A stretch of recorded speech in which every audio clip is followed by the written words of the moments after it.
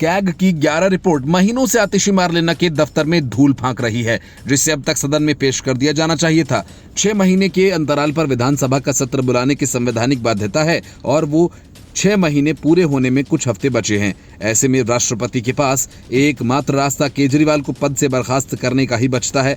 हालांकि दिल्ली में राष्ट्रपति शासन की मांग बीजेपी ने की थी और राष्ट्रपति को इस बारे में ज्ञापन भी सौंपा था, लेकिन अब कांग्रेस ने भी केजरीवाल के खिलाफ मोर्चा खोलकर आम आदमी पार्टी के लिए मुसीबत खड़ी कर दी है।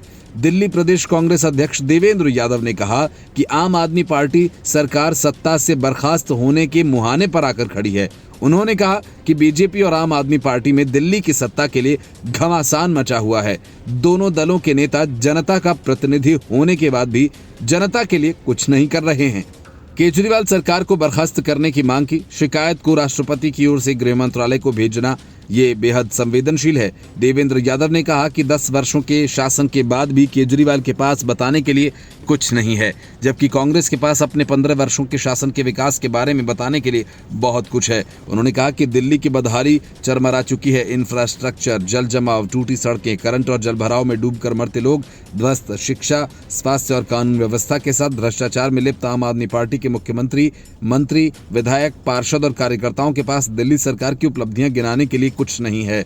दिल्ली कांग्रेस अध्यक्ष देवेंद्र यादव ने कहा कि जल भराव के कारण मरने वालों की जिम्मेदारी की जांच अब एसीबी को करनी पड़ रही है, जो कि दिल्ली सरकार और एमसीडी की सबसे बड़ी नाकामयाबी है। इससे पहले बीजेपी ने भी दिल्ली सरकार पर निशाना साधा था। विपक्ष के नेता विजेंद्र गुप्ता ने आपसे 10 सवाल पूछे और मांग की थी कि वो मुख्यमंत्री केजरीवाल की ओर से जेल में रहते हुए लिए गए फैसलों की सूची दिल्ली सरकार पेश करे। बीजेपी के इस डिमांड के बाद जिस तरह से कांग्रेस ने केजरीवाल सरकार के खिलाफ मोर्चा खोला, वो बेहद अहम माना जा रहा है। आम आदमी पार्टी की वरिष्ठ नेता और मंत्री आतिशी ने बीजेपी पर दिल्ली में राष्ट्रपति शासन लगाकर अरविंद केजरीवाल के नेतृत्व वाली सरकार को पिछले दरवाजे से गिराने की साजिश रचने का आरोप लगाया है।